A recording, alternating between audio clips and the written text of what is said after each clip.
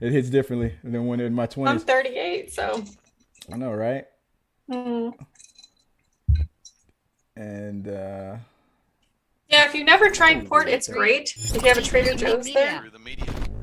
I'll get on it.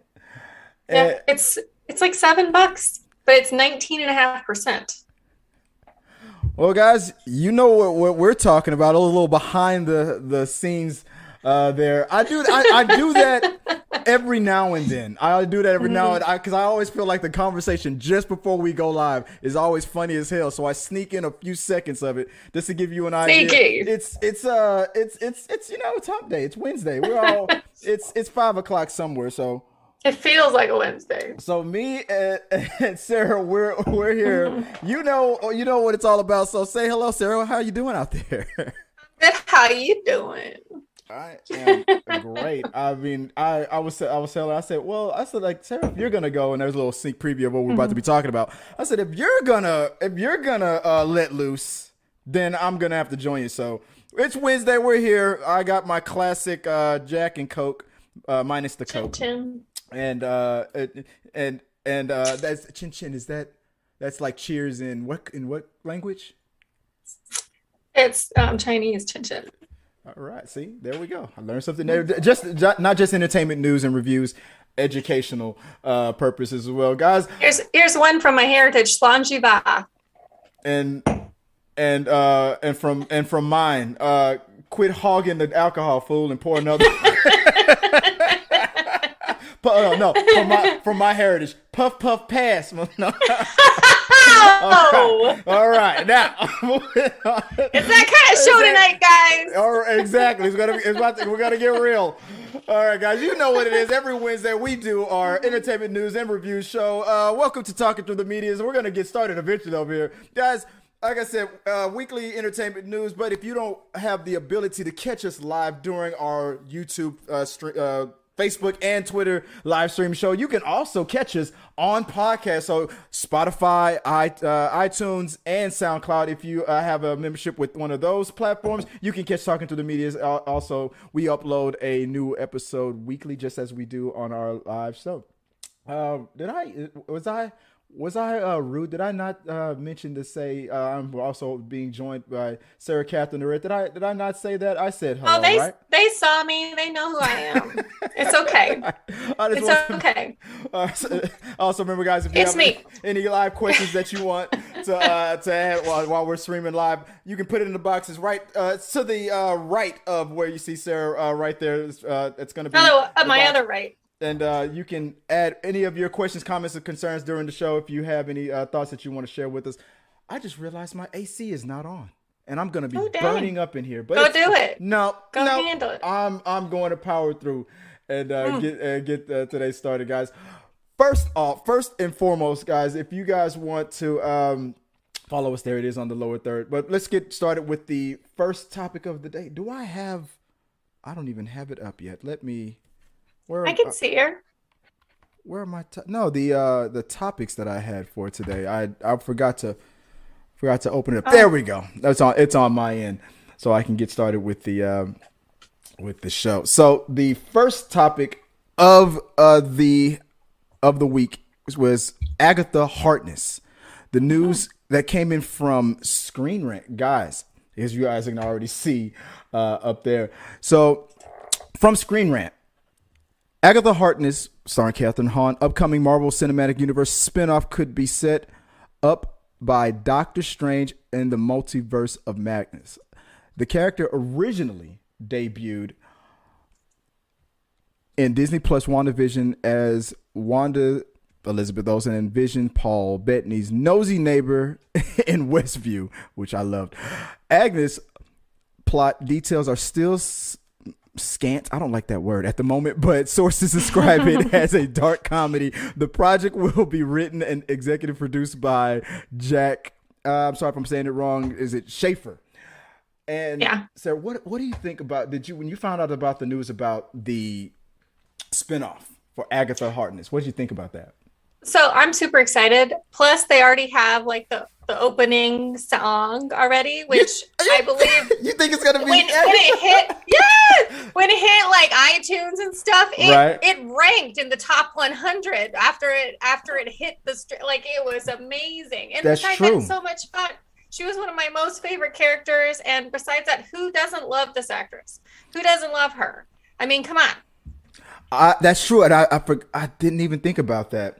And I just realized that I don't have Agatha Harkness in the lower third. I knew something was missing, but that was I didn't think about whether Agatha all along. I don't know if Agatha, because that was such a monsters.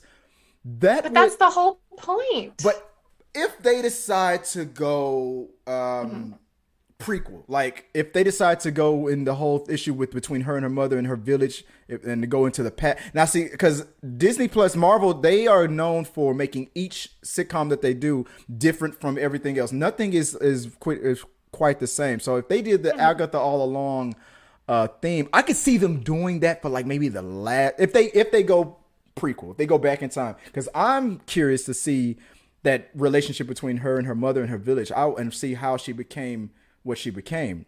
That's what I would be curious about. Yeah, without a doubt, we'll definitely see some of that. We'll get some more information on her, find out more about her and how she became that notorious villain. But where she was left, she was trapped. She was trapped in that do kind of thing that she was doing, you know? I'm sorry, I missed that. What was it? The what?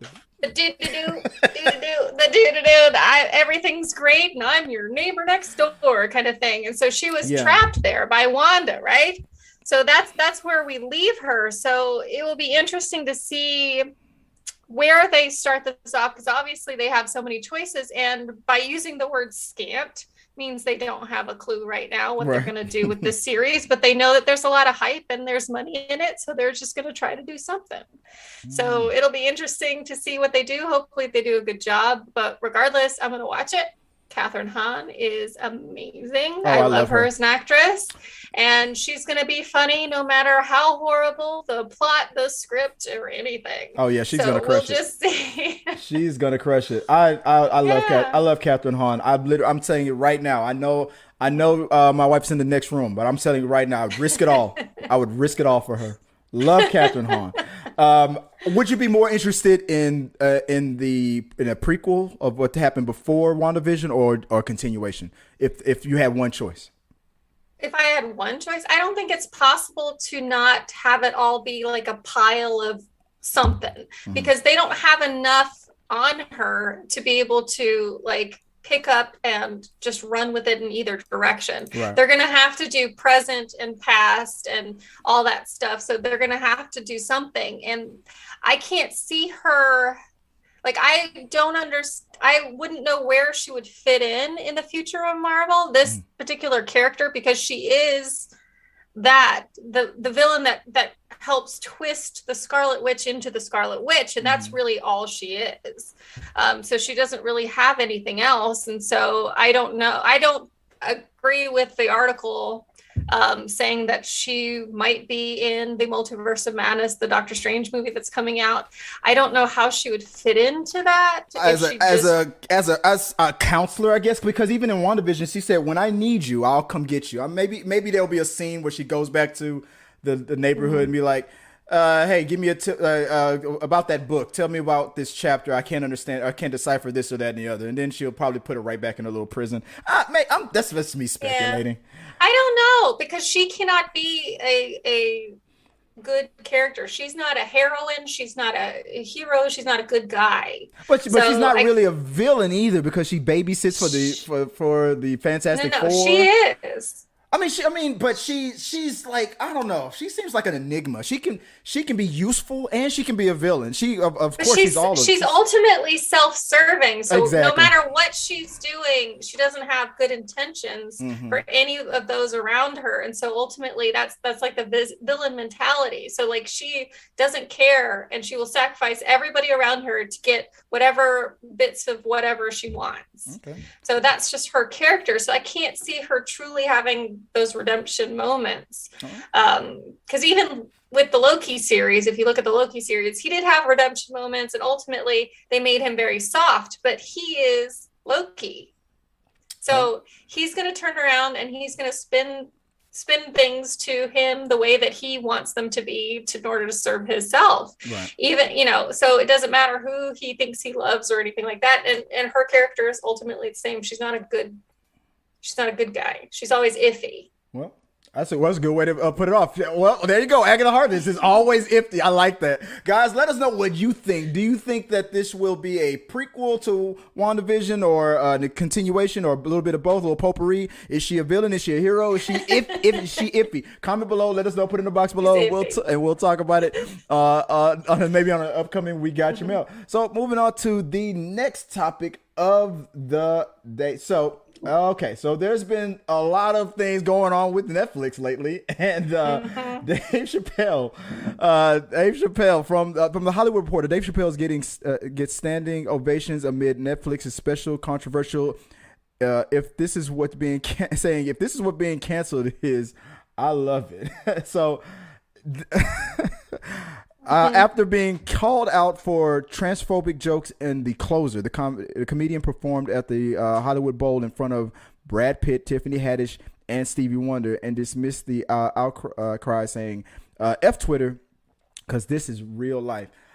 Sarah, did you happen to see the Closer on Netflix yet? I watched 2 episodes of the series that he did on Netflix. But I will say I love Dave Chappelle. And for all the people that are out there very mad about what he's saying, he spread hate, or like he said a lot of hateful things about a lot of people in a comic way. So comics nowadays are very controversial. They make fun of things that, that's very touching, very close to somebody's heart, because it's comedy. So they're allowed, then that's the whole point of being a comedian, is to make fun of things that people are passionate about, or, that kind of thing, to find humor in everything, And that's what comedians are. They find humor in everything. They make jokes about everything. Did he just make transphobic jokes? No, he didn't. He made fun of women. He made fun of men in power. He made fun of white guys. He made fun of Karens. He made fun of black people. He made fun of everybody. Yeah, that's what he's known for. And I even mentioned it on social media, on TikTok. I said, I pointed out that a lot of people, and a lot of people are pointing this out as well, they seem to be focusing on the jokes that he made that made people uncomfortable versus the overall story that the transgender comedian that he brought on tour with him, that he gave a chance, who then unfortunately she took her own life, and he started a trust for her to give to her daughter. And I thought that people were mostly only focused on what they were angry about versus the overall thing. And even in the beginning, he said that this is because he's done a few series on Netflix making these jokes, but he said in The Closer, this is the last I'm talking about this, and I'm not gonna, good or bad, I'm not gonna talk about it anymore. And I feel like people are missing the overall plot. But overall, I did, and I thought the stand up was funny. I can understand why people are still upset. But to become to oversimplify what his message was and what he was really trying to say, as far as like comparisons to the LGBT community's movement, and compare it to the civil rights movement, things like he made a lot of points that I feel like people are overlooking. But guys, let us know what you thought about the whole stand-up, the whole series about Dave Chappelle's comedy. Do you agree? Do you disagree? And we'll just keep talking about it as it progresses. I don't think any more is going to come from it, because he said he's not going to talk about it anymore. But if it does, let us know what your thoughts are as we move on to the next topic of the week, which is, I believe it's Halloween, if I'm not mistaken. Guys, so Halloween Kills is coming to theaters and to Peacock. Halloween Kills petition demands removal of the firefighters massacre. A petition in change.org has been launched, and as it always has launched with the with the hopes of removing the scene where Michael Myers murders responding firefighters after escaping from Laurie's burning house at the start of the movie. Spoiler alert. It says, I want the scene in the new movie Halloween Kills where they show the slaughtering of firefighters. The petition reads, it is wrong because firefighters have been lured to house fires and murdered by people who set fires. And it is wrong that Michael kills the firefighters with the gear from the other firefighters he kills. As soon as the firefighter, as a firefighter, soon to be firefighter, I find it very offensive, and so does my mom and dad, who are retired firefighters. So, the person, I guess this is from the person who created the position. Real quick, Sarah, what do you think about this? Have you seen the last Halloween movie? Yeah, I like to watch the Halloween movies. It's one of those guilty Halloween pleasures. You just kind of watch it, just like the Rocky Horror Picture Show, every time Halloween rolls around, because it's like one of those things. It's like what's that? A Christmas Story on Christmas time. Yeah. You don't have to necessarily love it to watch them. It's just something that everybody does. But in regards to her comment, I think that I can understand her point of view. I can understand how that would be offensive to her, but again, was it a woman who made that petition? Oh, I thought it was. I thought you said her. Maybe. I'll just be on the safe side. I don't know if it was her or I'll say that. this person, they. But I think that it again, this rolls back to the same issue as with Dave Chappelle. It's just not for you, honey. Yeah, it's okay. It's the movie. It's fictional. They don't really die. Would I like it? It would be like me getting hung up of why'd they kill the redhead? I mean, what they do? What are they doing? They have no souls, Sarah. It's no. We have souls. We have all of your souls. Shots fired. You didn't know that? We collect them. That's why they burned us at Salem. Come on. I love that. It's like, we got souls. Your souls. Yours. But it's the same premise. Like if you don't like the movie, a fictional movie, this didn't really happen. They're not glorifying acts that people have done. Right. This is not, a glorified mass murderer of firefighters. This is a fictional movie that there's so many of these fictional movies. They didn't get mad that he used a chainsaw and because of all the lumberjacks out there use chainsaws. I just find this to be something to get real mad about. Yeah. And besides that, it comes out in 2 days. What are they? They've already said we're not taking the scene out. Yeah, I mean it's kind of movie's made. It's kind of hard to take that scene out. I mean, unless something very horrific. I mean, at this point, the movie's not only is it made, but it's already been shipped to every theater. I used to work in the movie theaters. These things get sent over to like weeks in advance. It's just no time at this point. I don't know when the petition was made, but it feels like they've already crossed that line to where all the footage or I know things are digital now, but it's been sent. I mean, to send an edited version would be impossible at this point. But here's why. Like, I agree 100% with what you said. One, it's just a movie. There's so many movies where children are harmed or dogs are harmed or this and that and the other. In the 80s, the black guy dies first. That black guy died exactly. You didn't. We just. I'm glad you pointed out. Here's my TED talk about that. I just want to say. Go ahead. But there was no petitions for that every movie where the black guy dies first would stop, because that black guy would be upset. He was like, hold on, man. It's hard for us to get work in Hollywood. It's the 80s. It's hard for us to get in Hollywood work anyway. Don't take this away from me. You would be taking work away from people. But 80s and through the 90s. Exactly. Let's be real. But I understand what they're saying and why they're upset, but at the same time, just don't watch it. Exactly. If you don't like it, don't watch it. It's not for you. It's not for you. Just like if you don't like Dave Chappelle, don't watch him. It's just not for you. Everything we talk about is going to go back to Dave Chappelle. All right. It is, because if you're not slightly offended by the comedy, it wasn't a good show. I remember. Here's what I was going to say. what's Michael Myers supposed to do? I mean, Michael Myers. I recently just saw the last. He's Halloween not gonna movie. go. Good job. Yeah, firefighters." exactly. First, yeah, like I don't think Michael Myers cares about like police officers, first responders, and things like that. So it would be weird. We would be arguing about how woke media is messing up, things that would normally make sense like here. cult classics. Like if what is Michael Myers supposed to do? And this is no offense to any of these movements, but what's Michael Myers supposed to do? Take a knee? I mean, come on, it doesn't make any sense. So I want to know what his workout regime is, because what is he, like 60 now? That's why. Like, how is he killing so many people when he's so old? I just watched the last Halloween movie the other day. I didn't catch up to it until the day before yesterday, because I was curious to see this one, Halloween Kills. I keep hearing the same thing on like it says every time he kills he transcends. I'm like, what does that mean? Like, every time he kills, is it like maybe he gets energy from that kill and he regenerates? Because in that, spoiler alert, guys, like shit still.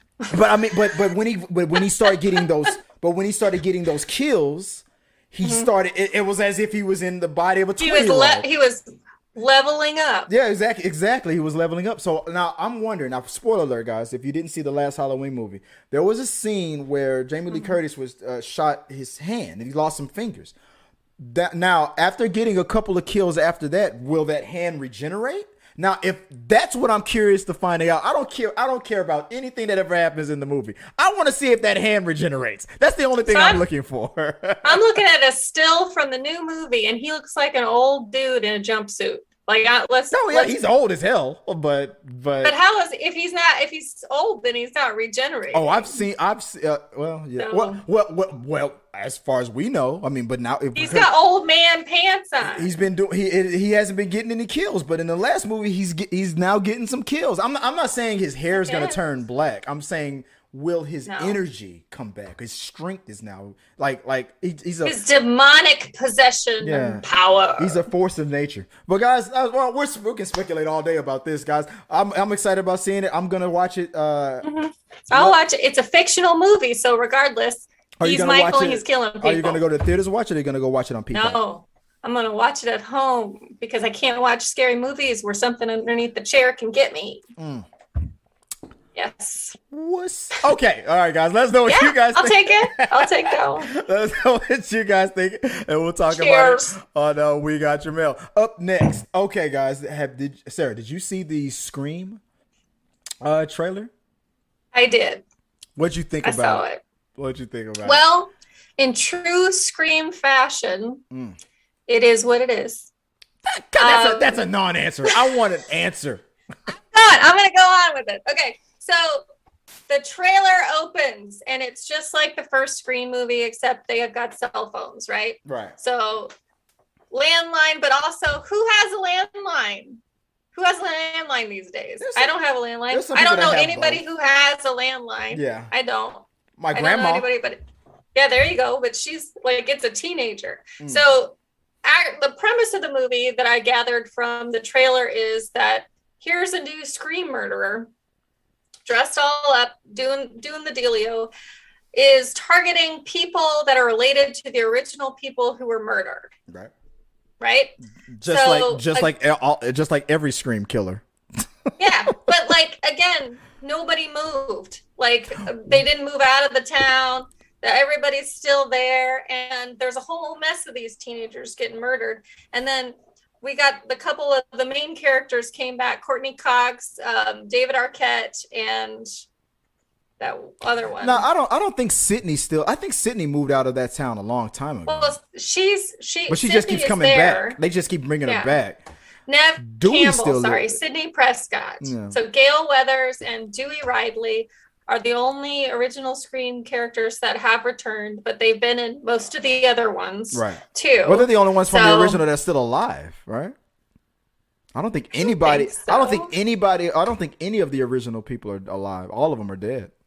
They've been all wiped out.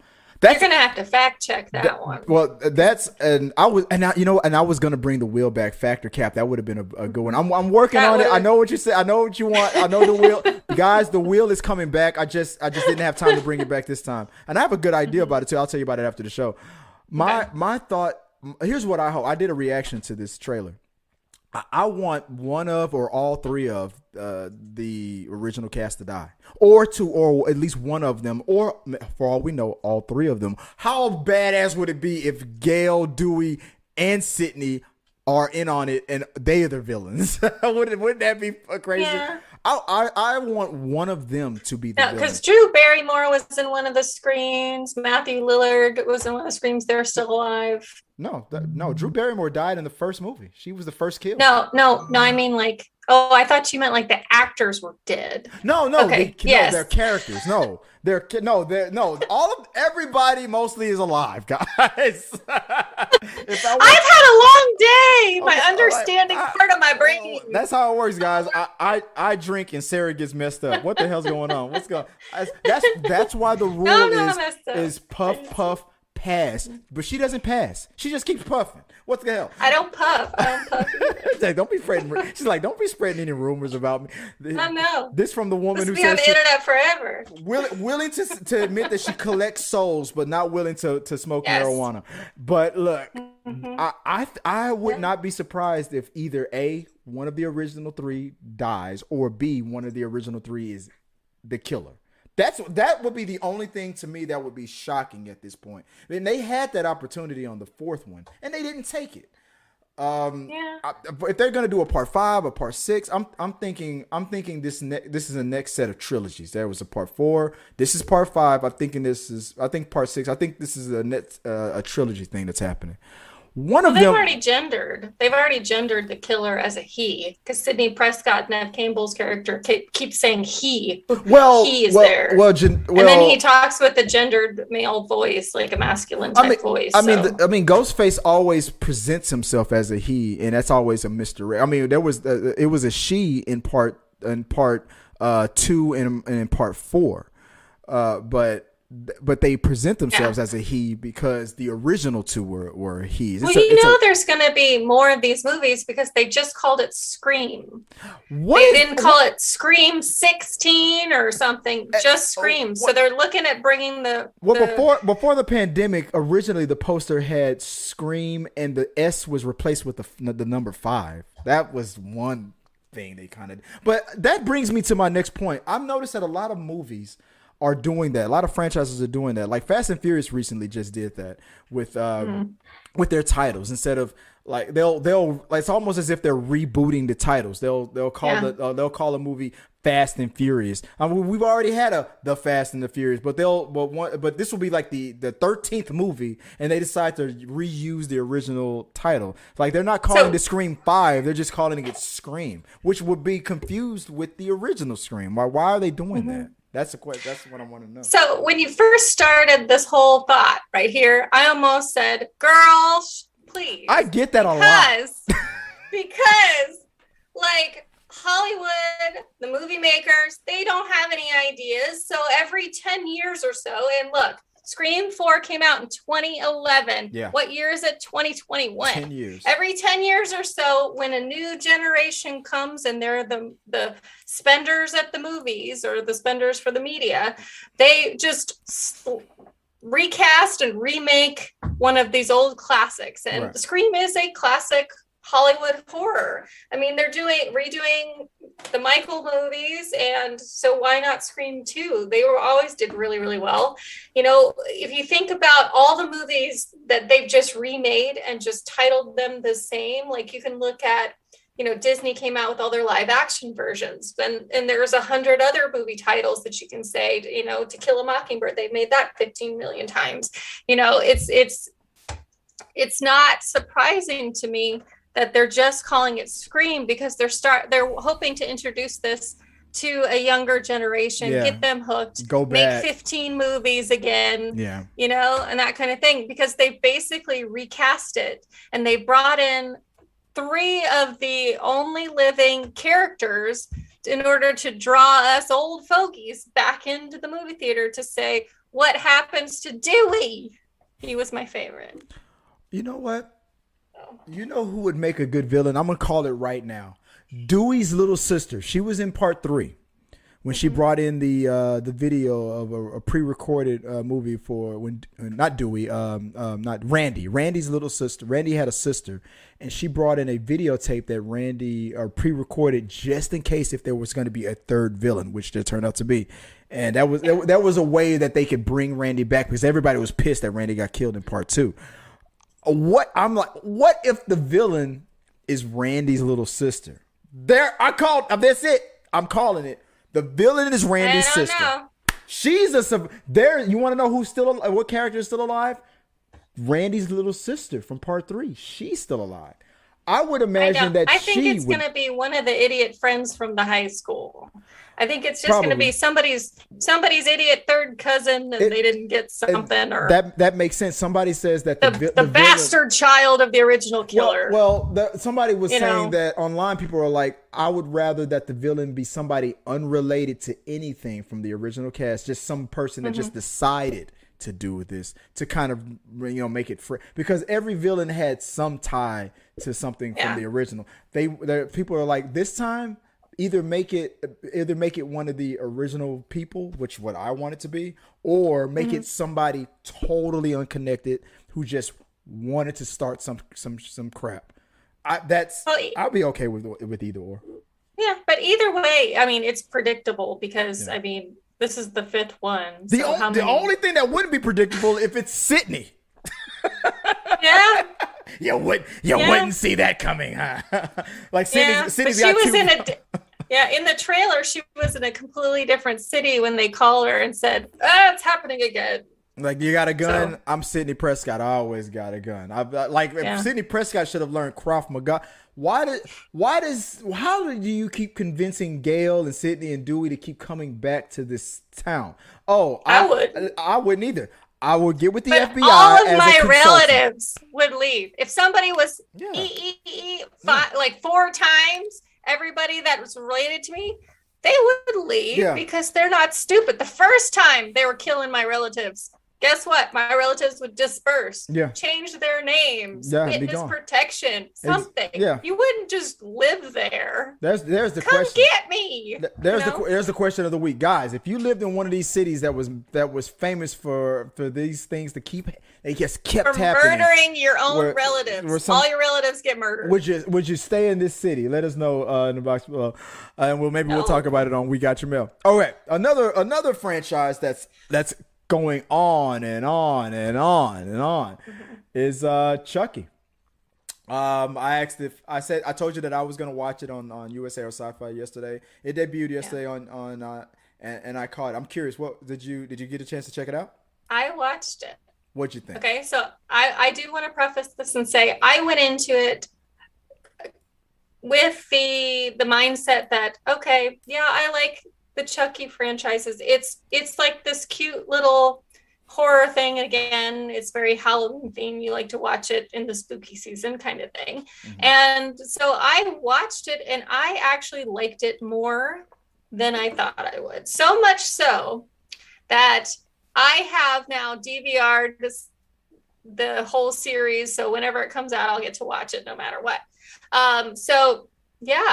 It was different enough to number one, it is not just a remake of any of the original Child's Play movies. No. It is not. It's in the same universe. It's a continuation. It's in the future. So this kid picks up this Chucky doll at a garage sale, and then craziness ensues. Chucky is still his original character. I really like how it was shot because I'm weird about that thing.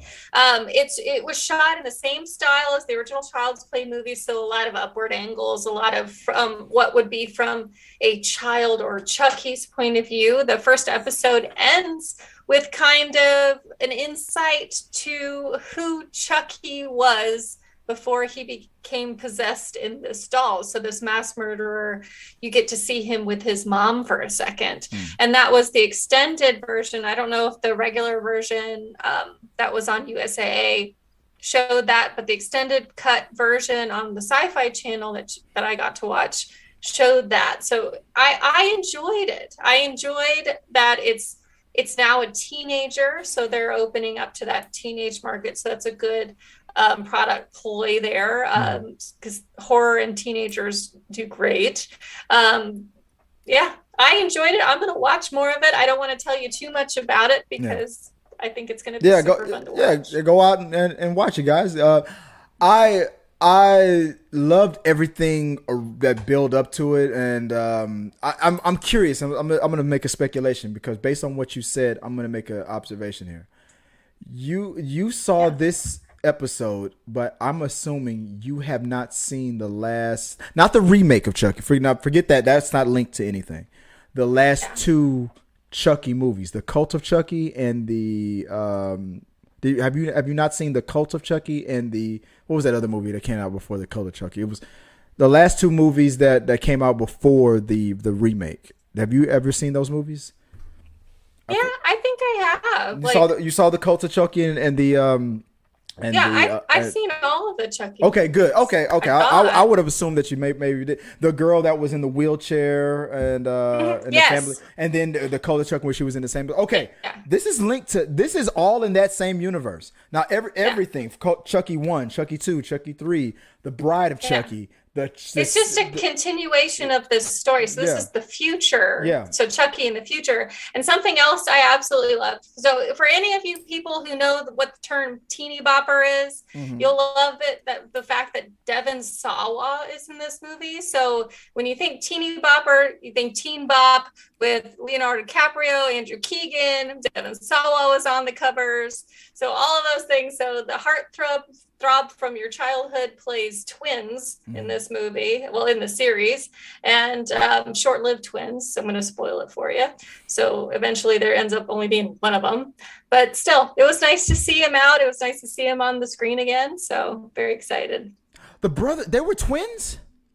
You didn't notice that? The second you said it, I realized that was the same actor playing both characters, wasn't it? It was the same actor playing both characters. So he plays the father and the uncle. That's good. I didn't even realize that. Way to pay attention, Chris. I went in just watching the series. I didn't even think they were twins at all. I didn't even notice that they were playing this. One had facial hair, so maybe that's what it threw me all off. You put a beard on somebody, like it's just like Superman. You put glasses on.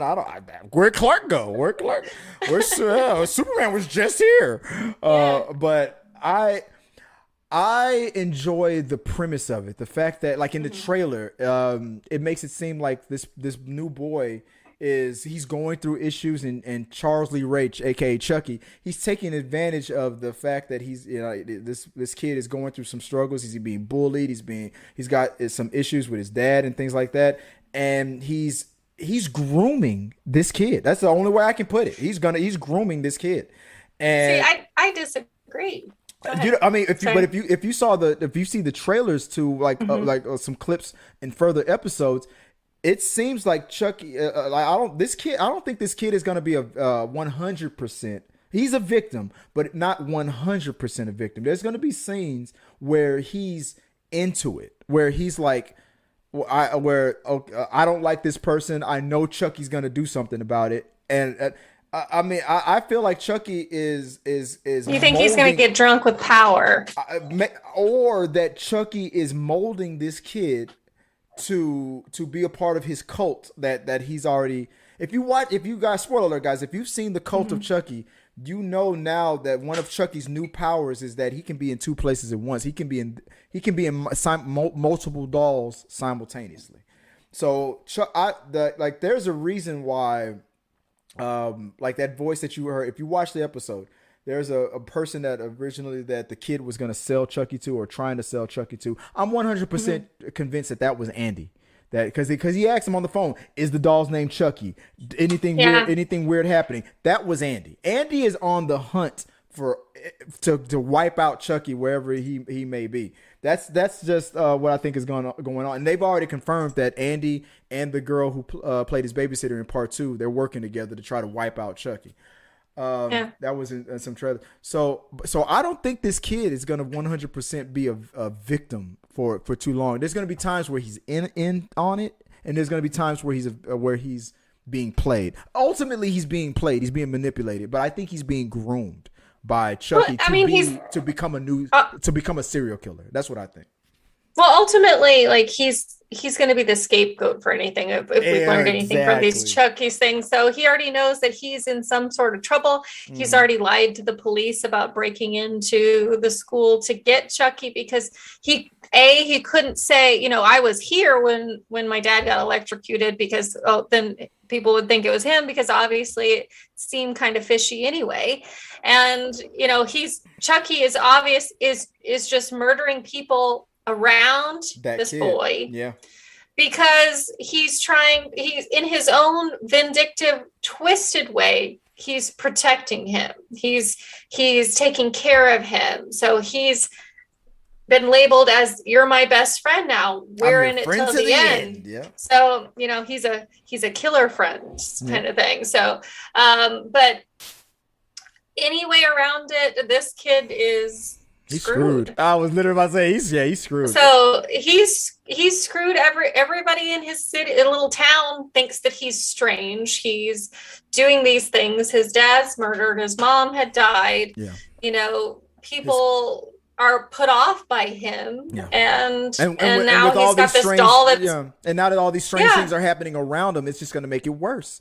And Chucky knows it. It's perfect. I mean, he looks guilty. It's a complete manipulation tactic to where this poor boy is not going to have any other choice other than to basically fall into this new role that Chucky creates for him. Maybe that's that might explain the cult of Chucky. Why all of a sudden Chucky has followers? Maybe when he spread that possessing the other dolls simultaneous thing. Maybe that's what he's done to all these Chucky followers. Maybe some of them are really like sipping the Kool-Aid and love Chucky. Maybe some of them were tortured like the way he's doing to this kid, and they had it's gaslighting at its best.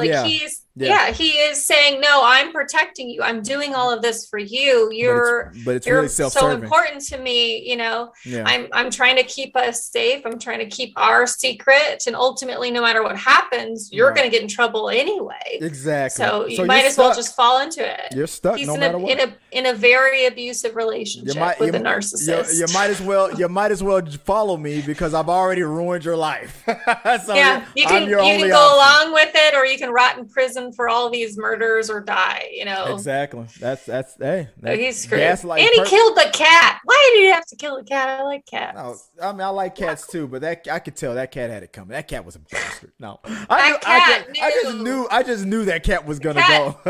Yeah, because the cat knew right off the top. Cats know about things like that. So if you're a pet, people out there listening, don't like somebody, take that as real. You're one of those that trope that the animals can see the ghost and all that. Yeah. Oh, hey, okay. You're one of those. Not the ghost, but they can tell who's an asshole.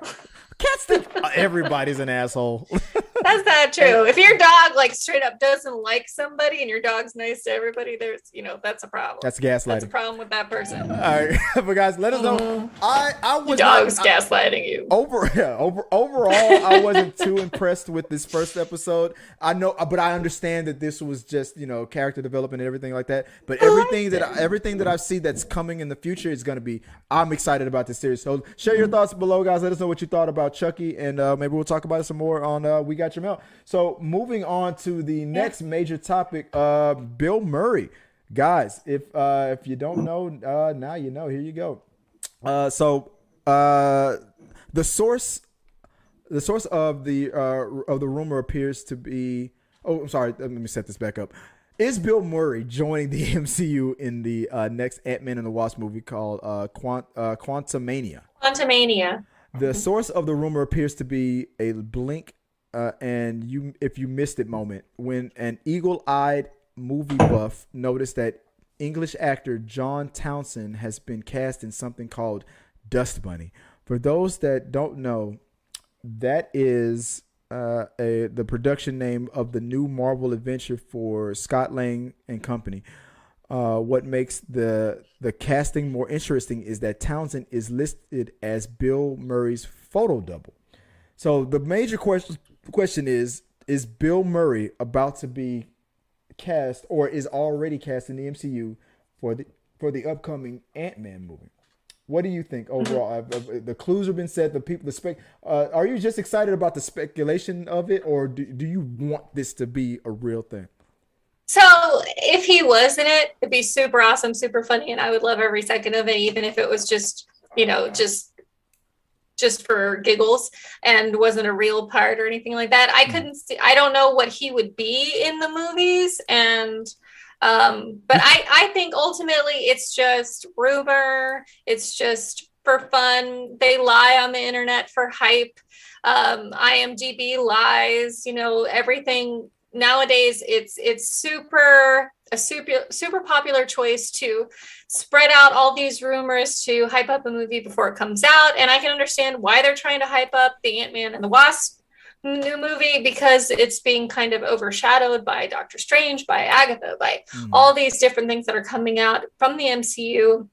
And Ant-Man is a fun movie. The Ant-Man and the Wasp movies are fun, but they haven't done as well as some of the other movies. So I get it. But and Bill Murray would be a big name to throw in there, and I love him. So yes, I want it, but do I think it will happen? Nah. So you're on cap. This is all cap for you. I'm with you to the extent that I'm not sure. I wouldn't be surprised. Bill Murray's on your shirt.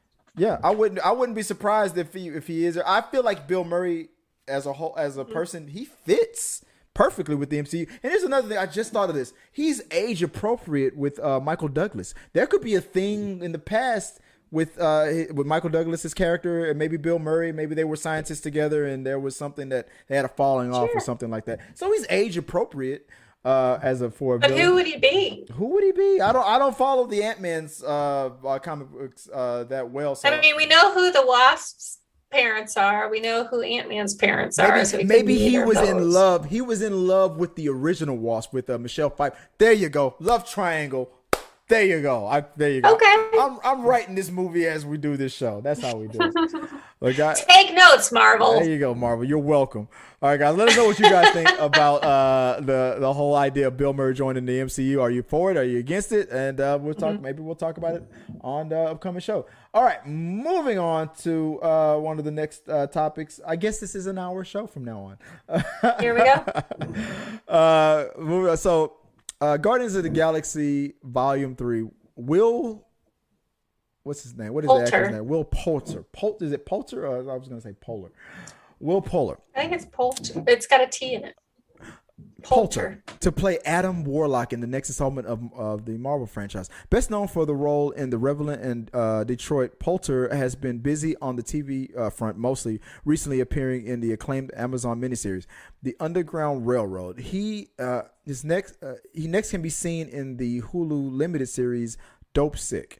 He is repped by WME and Hamilton Holtel, Fantastic Frank. Hamilton Holtel. I'm sorry, it should have been a period thing. And how do I put this? A TikTok personality. Her name is Fantastic Frankie. If you don't know her, go follow her on TikTok because she's amazing. Awesome nerd. Fantastic Frankie from TikTok made this observation of fans pointing out that we should not worry about this casting being comic book accurate because people have been saying that he is not comic book accurate. But she makes a pretty good observation saying that because he's such a good actor, saying it's just crazy to me how when they cast chronologically handsome man being handsome is part of the character. Now it doesn't seem to matter that they are comic book accurate. But how is it grace when y'all bullied Jessica Alba in wearing a terrible blonde wig and blue eye contact?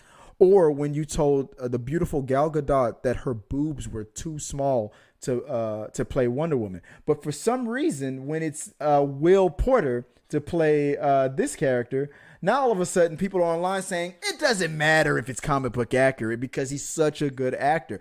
I'm gonna be honest with you. I agree with Fantastic Frankie when I say, because people did say that they were all against Gal Gadot playing Wonder Woman until they saw the movie. Yeah. Then they were for it. They were against they hated Jessica Alba playing Fantastic Four because she's biracial, but they wanted her to look more like was like a white blonde lady. Yeah, white blonde lady for Sue Richard from the comic book. So they gave her that bad wig and the blue eye contact. So it's funny how it's probably some of the same people who gave that energy for those ladies, but for this man, there's like, comic book accuracy doesn't matter. What do you think? I guess I'm confused about why they're so upset, because I'm looking at pictures of Adam Warlock, the comic book pictures, blonde-haired, square-jawed dude. Check. Okay, white dude. Check. This guy, Will Poulter, he's a handsome dude. What's wrong with him? Adam Warlock is set up to be a handsome dude. Will Poulter is a handsome dude. He's not like a beefcake like the classic comics are, but as we've seen before, people put on muscle to play roles. So I don't see.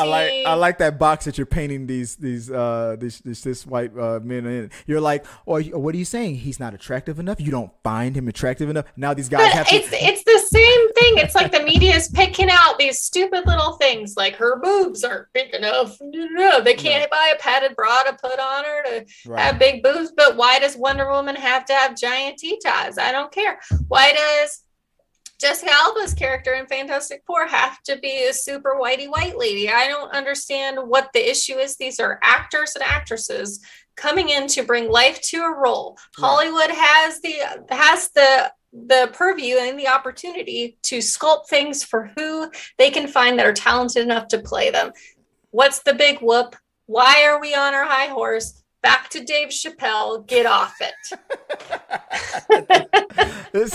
Exactly. Pick something that actually matters to be mad about. Yeah. If you don't want to watch it, don't watch it. I'm gonna watch it. Yeah. It's gonna be great. I love Guardians of the Galaxy, and I like this casting. I like look ever since Meet the Millers. I don't care what he does. He's awesome. Great. He's great. He's fun, and I think it fits.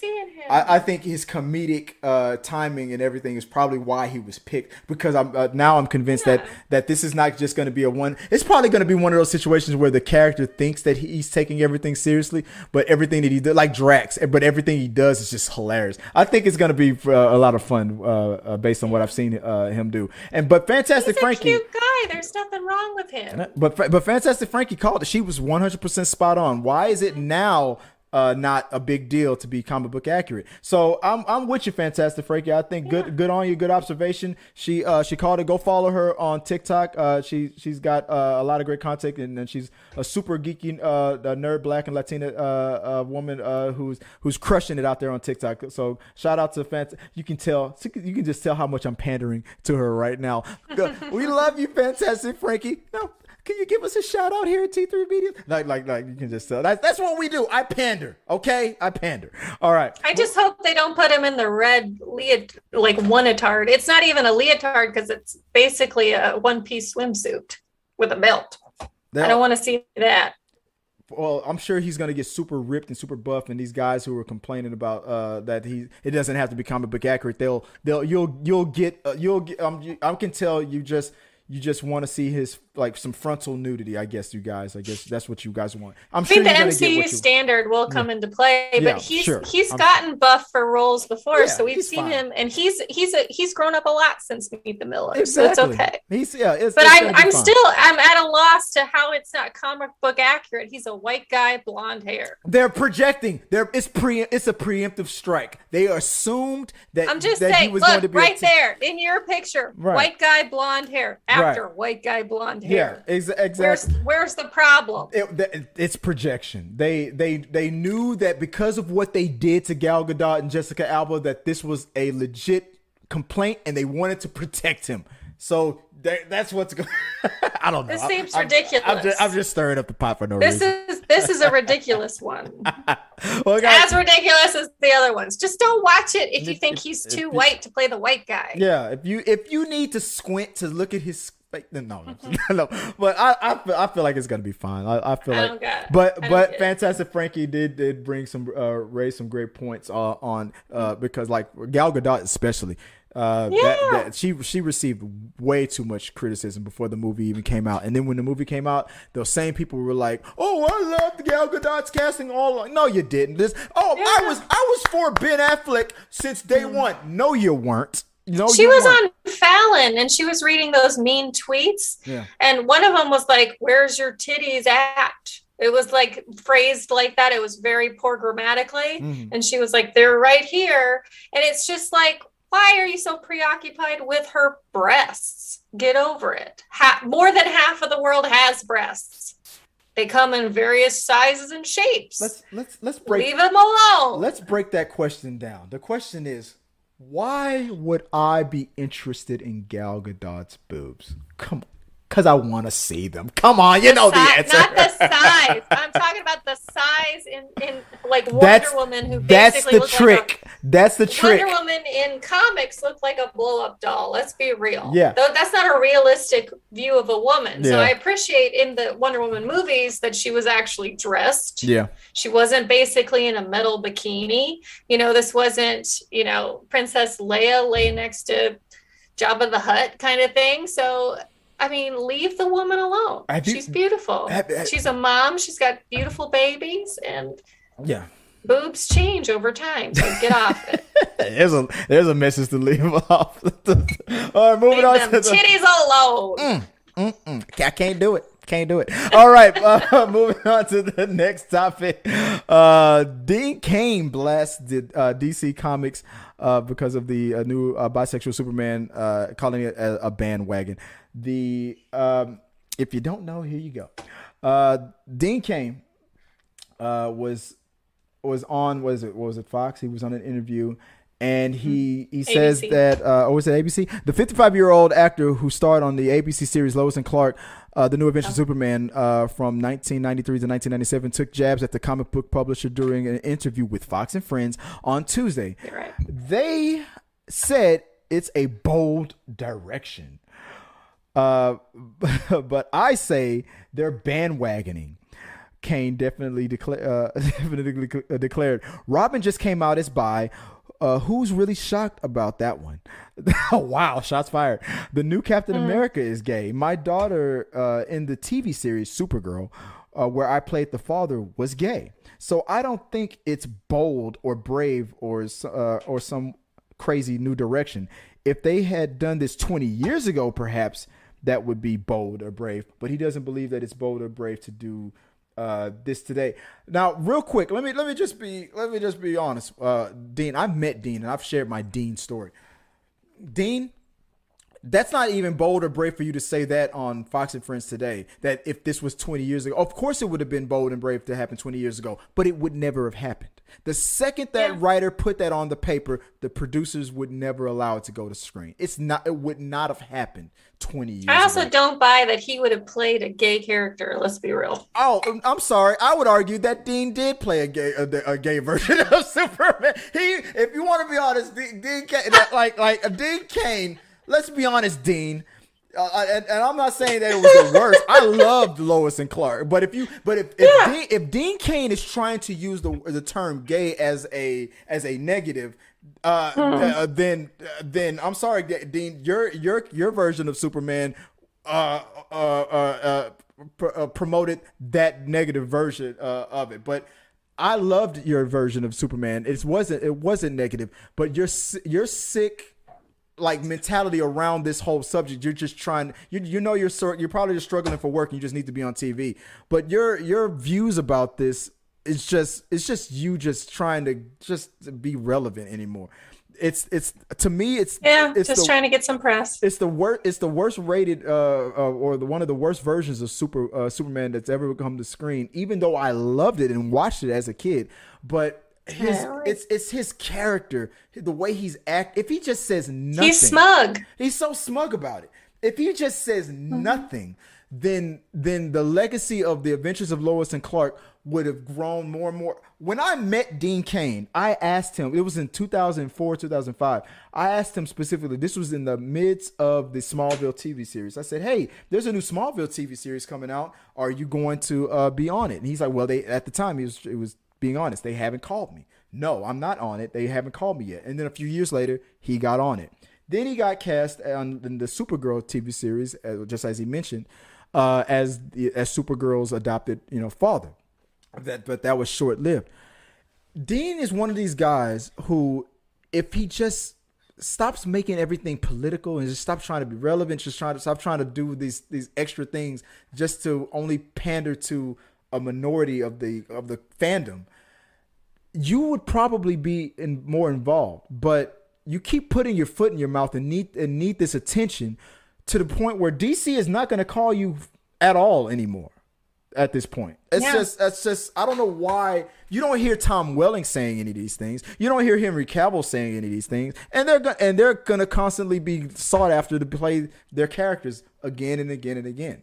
But he's that guy. Like, anything you've learned over watching any of his interviews, he's a smug guy. He can't understand why the world isn't as obsessed with him as he is with himself. And I'm sorry to say it so meanly like that. I obviously don't know him as a person, but that's how he comes off. Like, he comes off as like, why are you the unimportant, talking to me like that? Why is Tom Welling's more famous than me?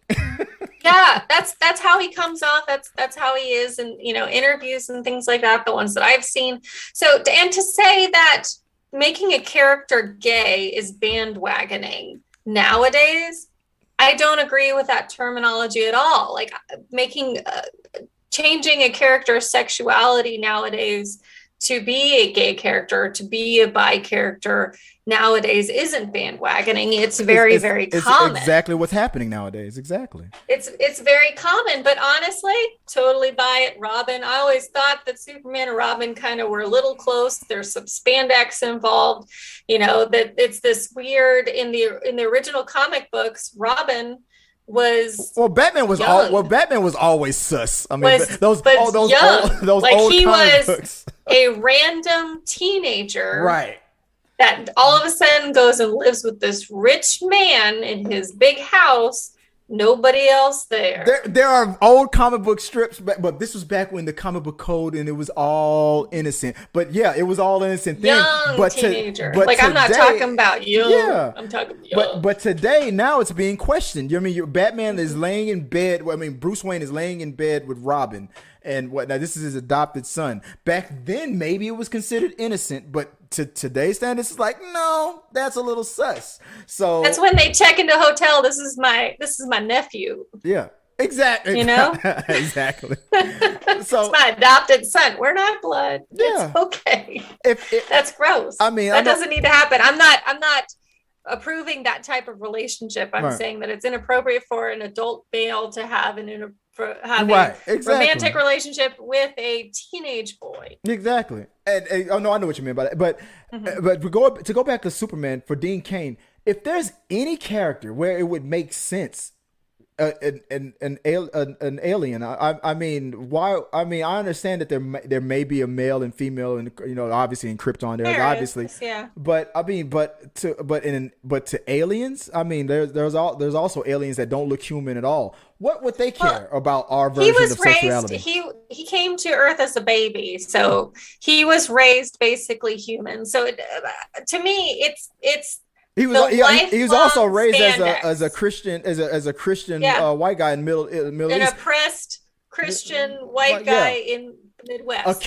A character that was created by a Jewish man had to make his character a traditional nuclear family type Christian white guy. Well, that was also the time. That was also the time in which that was written here. So, I mean, I got it, but welcome to 2021. Somebody walked up to me and said, "Hey, guess what? Superman and Robin are gay now." I'd be like, yeah. That makes sense. That makes it. They do spend a lot of time together. And there's a lot of spandex and super awesome costumes. Yeah. So, but to say that it's forced is ignoring the fact that it was obviously forced when you obviously made sure to always, because it was a rule. You got a male a hero, pair them up with a female wife. I mean, Yeah. it was forced by a female default. lesser. Yeah, It was, a female she lesser. had to be Yeah. less than him, and Yeah. she had to be obsessed with him in some way. Yeah. So a reporter obsessed with a superhero, Exactly. getting him is a perfect thing, because apparently the woman always has to be obsessed with somebody. Exactly. And So, that was the unknown rules back then. I mean, it was a default setting back then, so they don't see it as being forced, but it was forced. It was because it was a rule. Because we were just talking about Wonder Woman a minute ago. Go back. There's a movie about the creation of the man who created Wonder Woman. It's fascinating what that character was originally intended to be. It was to break these toxic masculinity mentalities back then. Wonder Woman is a dominatrix, and they were trying to put these images into the comic books so little boys could grow up seeing that a strong woman wasn't an abnormal thing. And DC and the creator of Wonder Woman, to be threatened. Not to be threatened. And they would. So they had to put her basically in a string metal bikini in order to make her non-threatening. The lasso of truth was a dominatrix.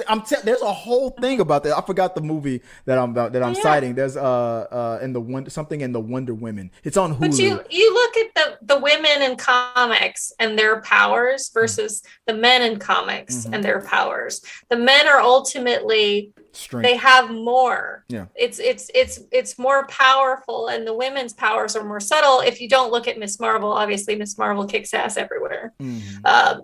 But yeah, it's different. It's extremely sexist. Yeah. So yay, Batman or Superman and Robin finally getting it on. There we go. I mean, hey, the new Superman. Look, he's exploring his options. He's exploring his options. I mean, why not? I mean, and look, if Superman was a real person, what would you? I dare anybody that's homophobic. What you gonna do? What you gonna say to him? But who cares? Exactly. Like, it's okay. Yeah, it seems like a them issue than a Superman issue. I never really got into the Superman because I never liked how he treated Lois Lane. I always felt like it was such this subversive, very manipulative thing, very dismissive, and ultimately, no matter what happened between them, she would have to give up everything. But she was a strong character. I mean, stronger than most characters that were created back then. She was very opinionated, more than any other woman that was created back then. But again, like as soon as she fell in love and he fell in love with her, and then he revealed himself, she had to give up any sort of journalistic integrity. She had to give up all of her career. She had to try to save him and try to keep his secret. And ultimately, anything that would have happened, like if he would have left her at any moment, she would have been, or screwed up her whole career. What would you rather her an issue where there's like a big bitter divorce and she reveals that he's Superman in court? Sure. She went through Superman's phone, she went through Superman's phone, found out that he cheated with Wonder Woman, and now she's, I'm bringing it all out. I would have rather her be in a different career path to where it didn't have to be him or nothing, absolutely having nothing for herself. So it would have been a better story to me for her to be, like a company owner, a VP at a company, something like that, to where she's doing something outside of that incessant being super obsessed with Superman. Where's my dinner, Lois? Anyway, okay, let's. Yeah. I don't think Superman treats her like that, but maybe. I don't know. If you like it, who knows? Real quick, moving on to the last part of it. I'm gonna run down the We Got Your Mail version of it because we've already gone an hour.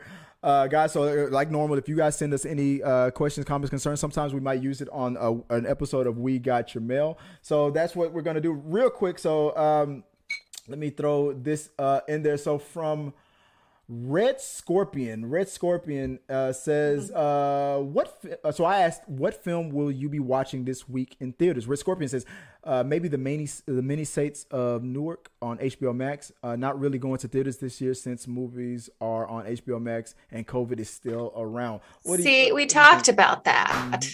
All right, what movie theaters versus? I've been going to the movies a little bit more lately. HBO Max, this whole thing with HBO Max and some of their movies coming to, I promised you that I would watch Dune in theaters, and I will keep that promise. And here's something interesting. You have to. Here's something interesting about Dune. At that time when we had that conversation, I hadn't even watched the trailer or anything. I've never watched anything of Dune. I've never watched the old original movie, never read the books, and I never watched the new trailer. But the other day when I was at the theaters, they played the trailer. And I got to see that trailer on the screen. And the second I saw it, I was like, holy ish. I said, I am definitely going to watch this on the screen. I'm right.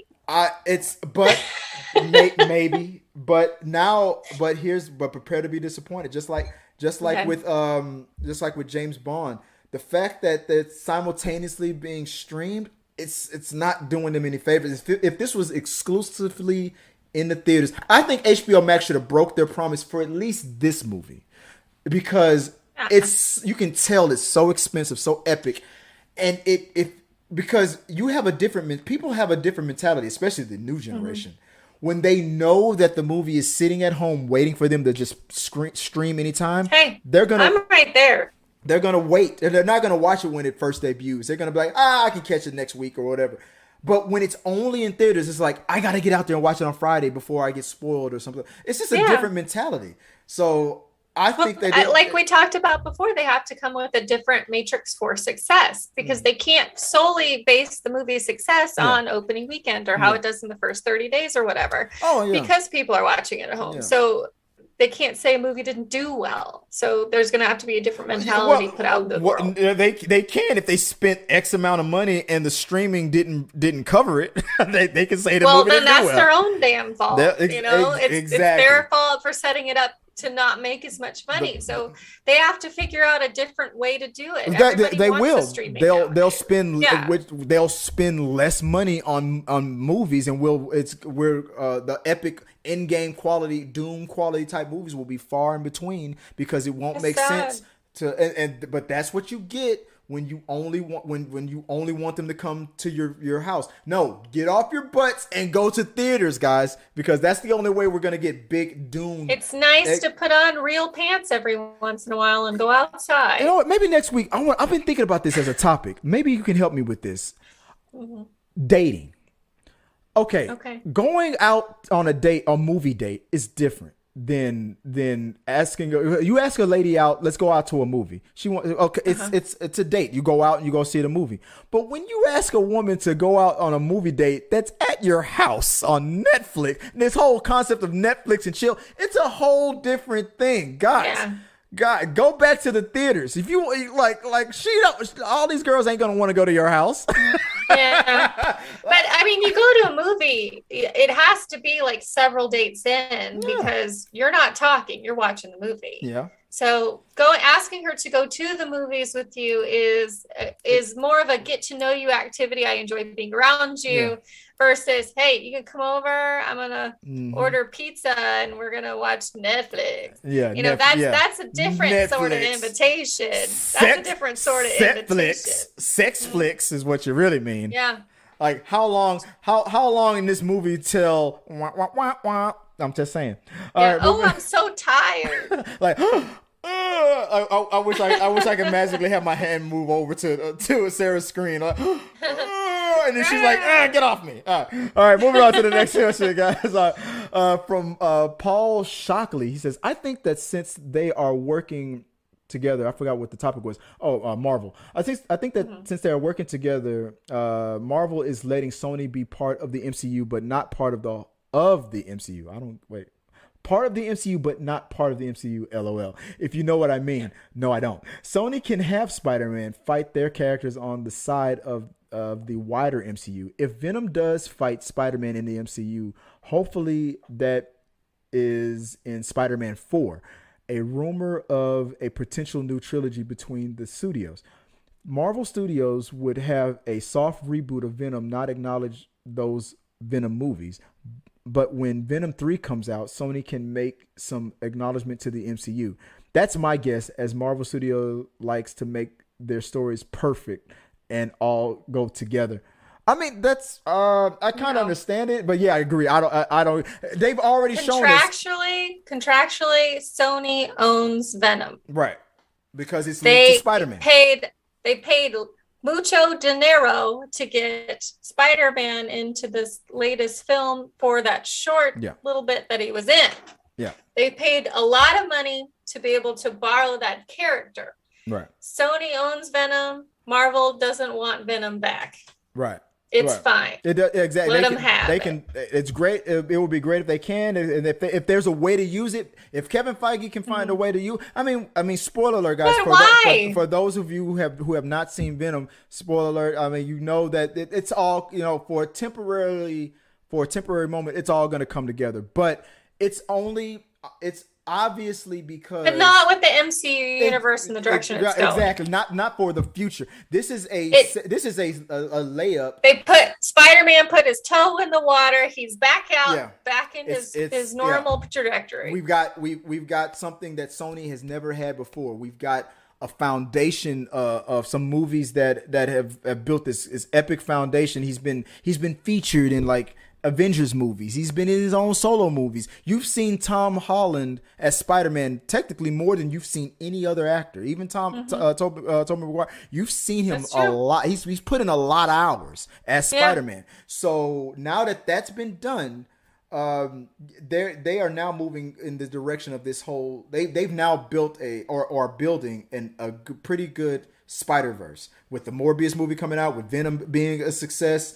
There's they probably don't need Venom in it. They don't need MCU doesn't need MCU. I mean, no, Sony can now take Spider-Man back for the long term and not be associated with MCU in the future. Maybe, and when that day comes, when they close the door from MCU and Sony, maybe in the future there'll be a couple of references here. I'm pretty sure Tobey will still say, "I miss Mr. Stark" or something a little cute like that. Mm-hmm. But and maybe they'll acknowledge Spider-Man a little here and there to let you know that maybe in another epic Avengers type movie that he can come back. But this is all just no, Spider-Man is going to be in the future of the MCU universe. So the Sony universe. Wait, is that what you think? You think Spider-Man is going to still continue to be in the MCU after all this? Yes. No, they are closing that door. They are setting the ground. Have they sold the Spider-Man rights to Sony? No. That's what I'm talking about. No, I'm talking about because of, last year. Do you think Tom Holland's contract's up and they're done with Spider-Man? Remember when they announced a year or two ago that MCU and Sony weren't going to do any movies together, and everybody was pissed off about it. But Sony doesn't own Spider-Man. Disney owns Spider-Man. No, Sony owns Spider-Man. No, Disney owns Spider-Man. Sony owns the rights to Venom. Sony owns the rights to Spider-Man films. Sony owns Spider-Man films. I'm doing it right now. For example, who owns? Disney and Marvel still own Spider-Man, but Sony owns the rights to make a Spider-Man movie.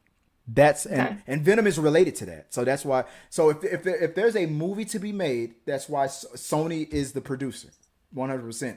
Disney and Sony have decided they made a deal to come together to merge Spider-Man into the MCU, but this was always a temporary thing.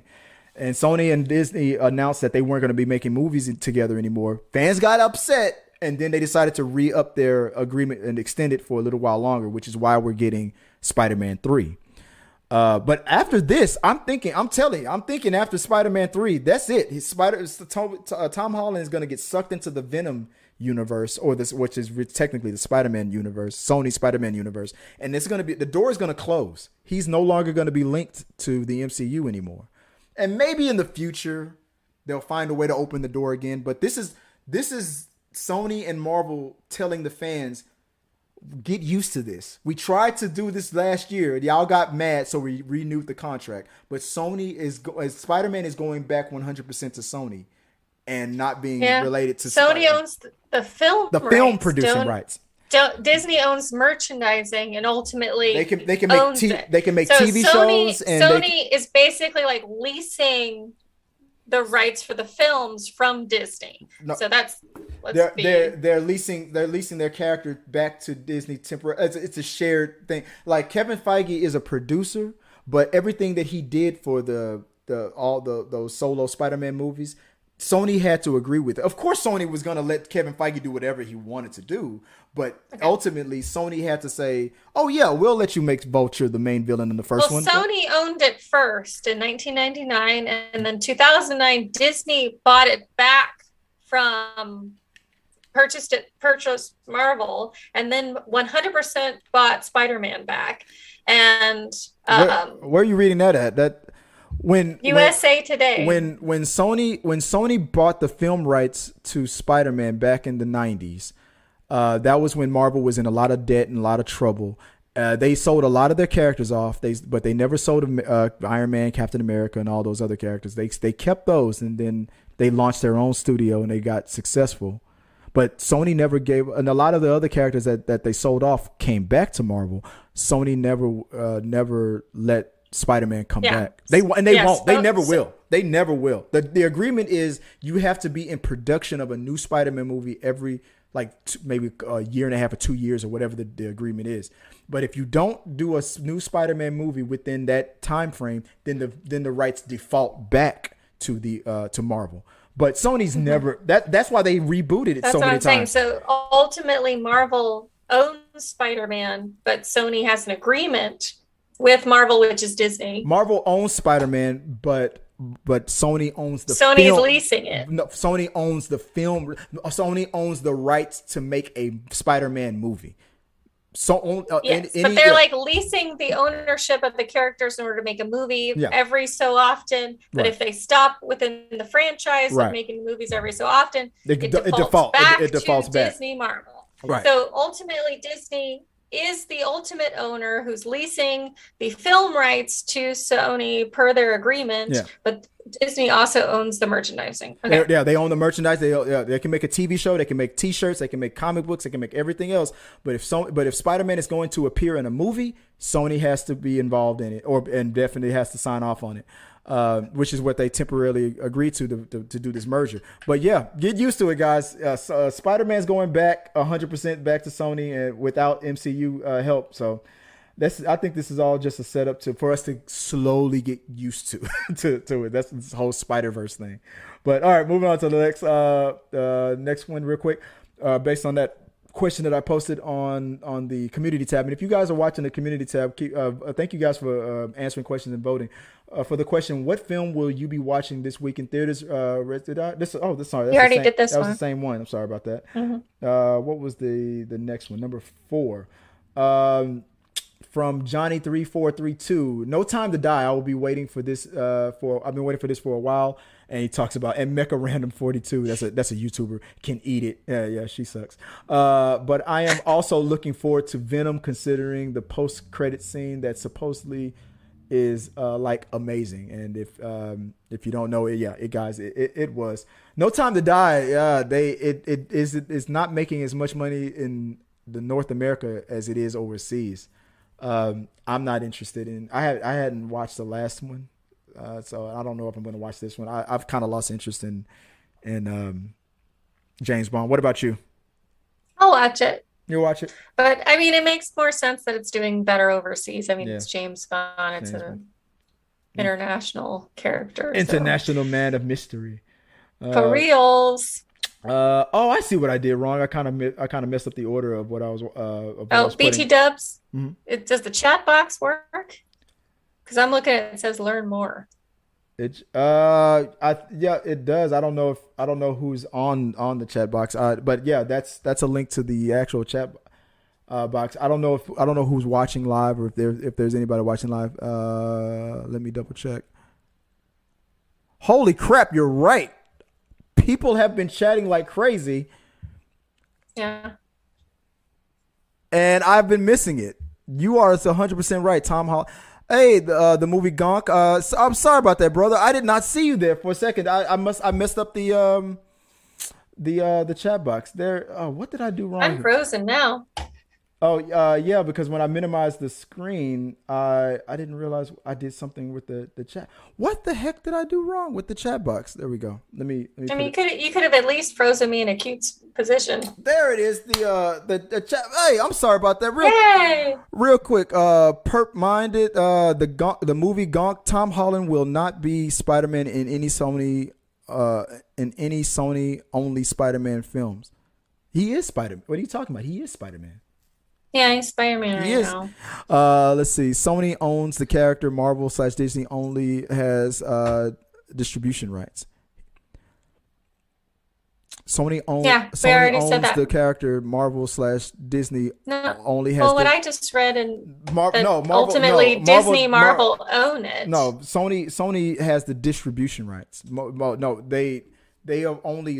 This is a joint venture. They are lending the character back to the MCU and in a joint agreement. This is temporarily, but if Sony didn't want to do this, then no, MCU wouldn't be able to do it. Disney does not have distribution rights. They are producing it.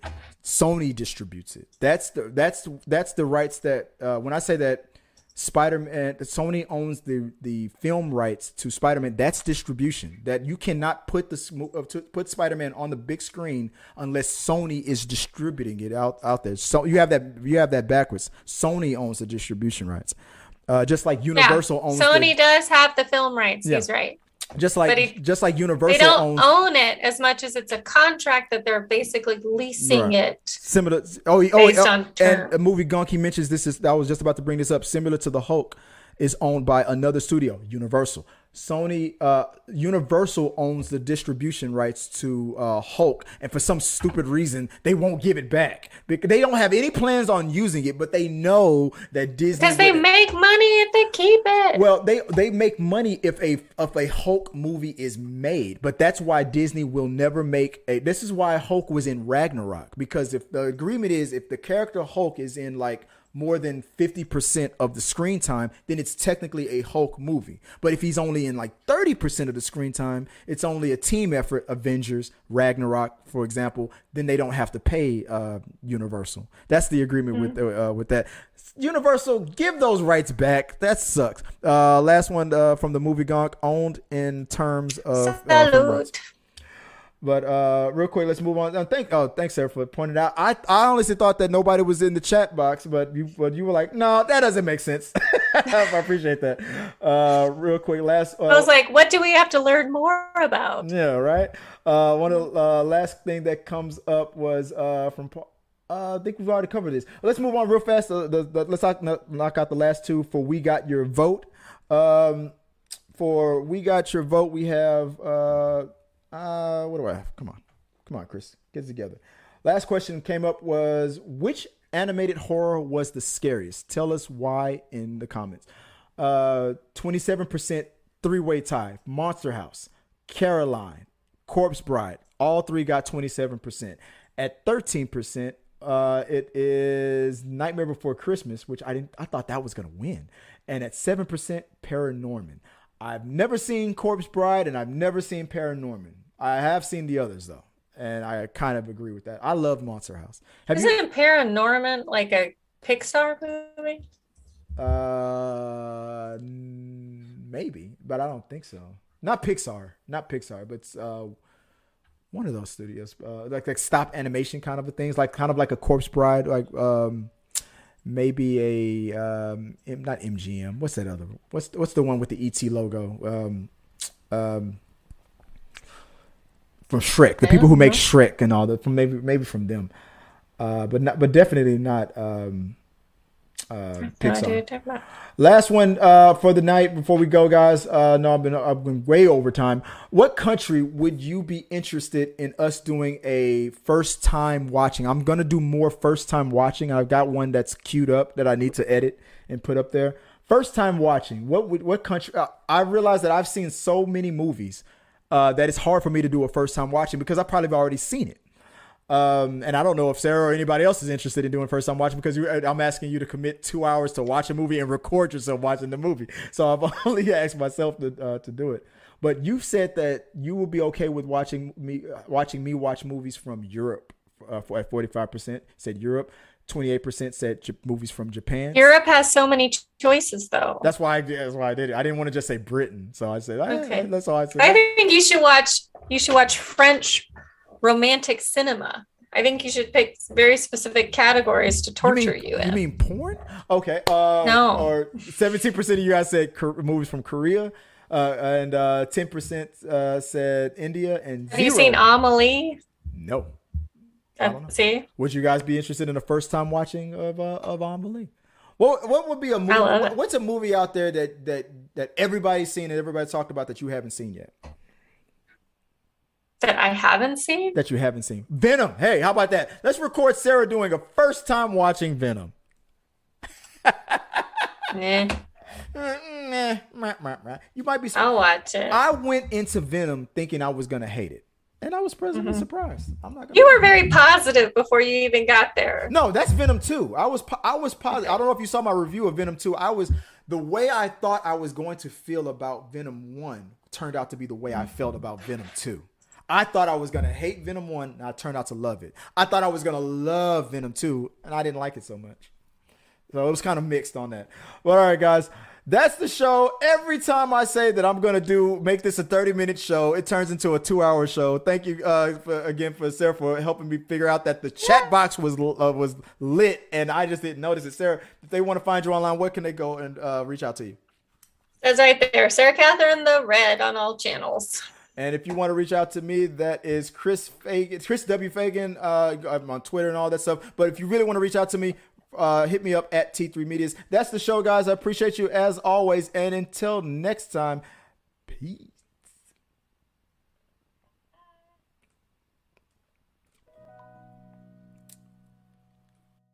Our supporters help make all this content possible, so make sure you check out our Patreon page so you can help us bring you the content you want. Push the pedal to the freaking metal. I'm turned up just like heavy metal. Yo.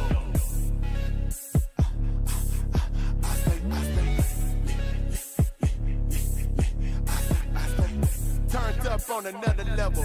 Push the pedal to the freaking metal. I'm turned up just like heavy metal.